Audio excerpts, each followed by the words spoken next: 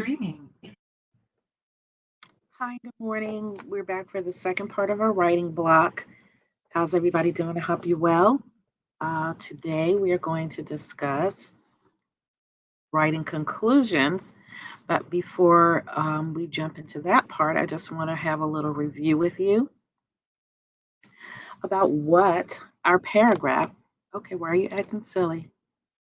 About what our paragraph is going would look like, and generally, we're going to start with our introduction, or this is not actually a paragraph. We're moving on because we are so capable. So, the same way you're going to build an essay or a paragraph, you would build an essay. So, you would start with your introduction, and then you would have supporting paragraph, supporting paragraph, supporting paragraph, conclusion. Those of you who have just taken the task test, the writing section, this is what we're looking for. It is, and I know that if you have been around for a while, you've heard this before from Patrick, probably from Casey as well. We want a nice, meaty, big, high, full, satisfying paragraph because that is how the state is going to grade it. All right. So we want to have a nice introduction telling us what you're talking about, what you care about, what you're arguing about, supporting details, supporting details. And then your conclusion where you summed up everything that is important that you have discussed. Today, the part of the bun we're going to talk about is the conclusion. How do we write strong conclusions? So, what we're going to look at today is a passage, and we're going to see if I can make. Can I make this bigger? We'll see, Boo, to make it bigger for you. Um, and then what we're going to discuss is how to come up with a sufficient conclusion that says everything we needed to say. So we're going to take some notes. We're going to look at this. Going to take some notes, and then we're going to and then we're going to, I'm so sorry. And then we're going to write a conclusion. So let's take a look. We are looking at the United States Census, and we're going to write a conclusion on this passage. In this particular census page, and this is what they actually look like. I don't know how well you can see it. It's a little bit blurry for me, but I can't highlight. Oh, well, right here, it says Walter Disney, male, white male, born in 1940, okay, in the United States Census. So he's the creator of Disneyland and many, many cartoons and movies that you might have grown up with. Well, that's his census page. So conclusions are an important part of writing. It is a short summary of the writing meant to leave the writer with the basic information in peace. Below is an informational piece about the United States Census. Read the text and write a conclusion summing up the important points. So here is our introduction. The United States Constitution states that the number of representatives that each state can send to the House of Representatives must be based on the state's population. That made it important to know how many people were living in each state. The Constitution in Article 1 calls for an enumerating number, numeral, or counting of the population every 10 years. And this enumeration is called a census. Well, wow, there is my topic paragraph right now. So I know what I'm going to be reading about, what they're going to be giving the meat or elaborating on, and we are talking about the census body of our passage or essay. Each person is counted based on their usual residence or where they live and sleep most of the time. All people living in a state are counted during a census, whether they are citizens, non citizens, adults, or children. The census is conducted in each year that ends in a zero. So, as you know, we had a big count last year. One day of the year is selected as the official census day. It's meant to be a snapshot of the country, and it will count all the people alive on that one day. This keeps babies that are born later in the year and people will die during the year from confusing the numbers. The census day has varied since it began in 1790 until 1830, a day of August. And August was the census day. And then June 1st was selected as census day until 1910. And then it changes to April, then January, and back to April again. Since 1930, the enumeration day has been April 1st.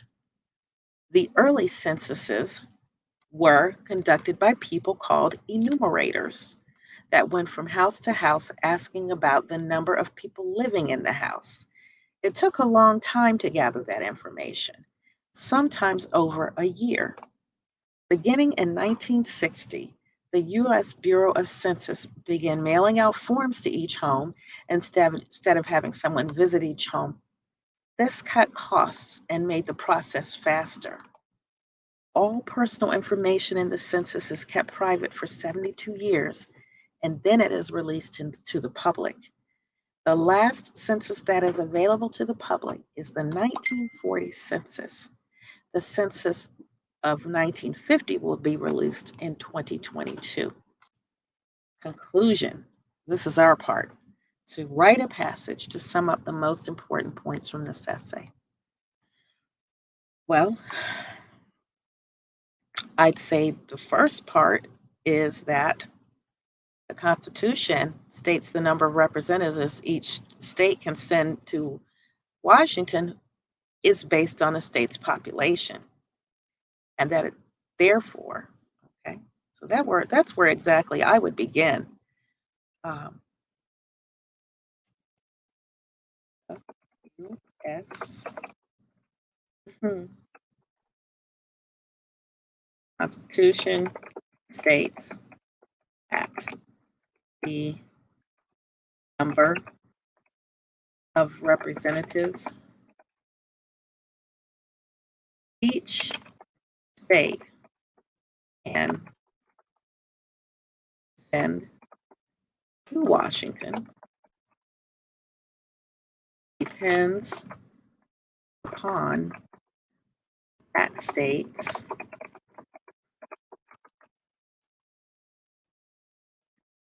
um, it is very important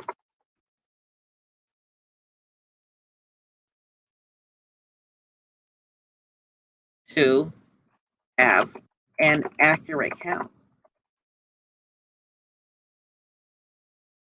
Um, that states.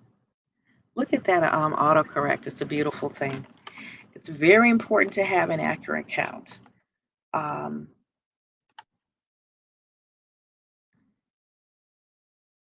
what else have we looked at in the body? We want the most important stuff. Um,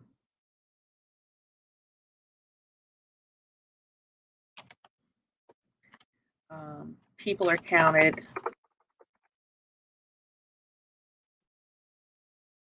at their usual place of residence, right?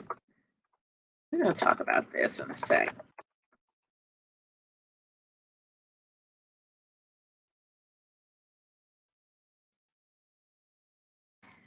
Um, as we in the body, it said that they used to go door to door. Well, some of you in this past sentence may have had enumerators come to your home. So let's say now that typically, because beginning in 1960, they begin mailing out forms. So it's not typical that folks go door to door, but we'll talk about that in a second. They're counted at their usual place of residence.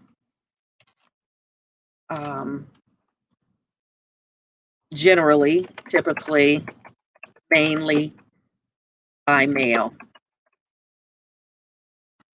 Um, this count is done every 10 years. Done, it's conducted, maybe that's a better word, every 10 years. The U.S. Constitution states that the number of representatives each state can send to Washington or to Congress depends upon that state's population. It is very important to have an accurate count. People are counted at their usual place of residence, generally by mail. This count is conducted every 10 years.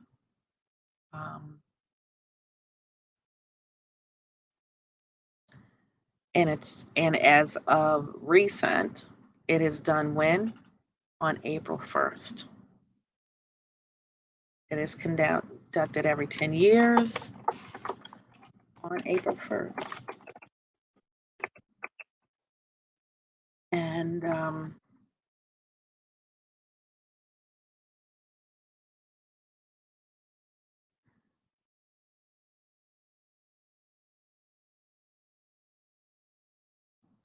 all personal information, you can add that to personal information. And the reason it's set, why is it 72 years? That's a lifetime, right? So generally, by the time they've released in the more specific information, I think at the time we were not going to be here, but they're not going to have things like your actual addresses. It's just going to break down in this state who lived here, what is their age, what is their nationality, how many children have they had, okay, in general, and then by city and maybe by, and they'll also use that information, local governments, to put it in for planning. So we'll talk about this. All personal information is kept confident for 72 years. Okay, did I misspell? What's wrong with confident? Confidential. Yeah, they got me for my part of speech. All right. I kind of just pulled out what I thought was the important parts. If you were to write this, your words don't have to look exactly the same, but you do want to get the meat. The important thing about the census, and as I said, you may have had people come to your home last year, is that this count was so important that we lost representatives in New York State. Why is that important? Because the representatives that were lost, representing in the House, are the ones that decide on things like these COVID relief funds that we just got, on extending unemployment, on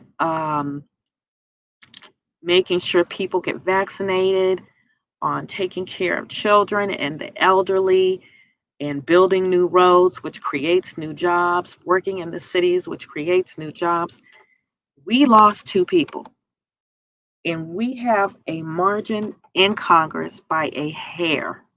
If anyone gets sick, if any one person retires, we have lost the advantage where the Democratic House focuses on social issues. So this is why they tried so hard to count everybody. This is why participation in things like the census and voting is so stinking important. And on the local level, you're voting judges, you're voting police chiefs, and that some people, with some places, we need new blood so that people can be helped. So that's all I have for now. Come hang back with me at 11:30 for science. Take care.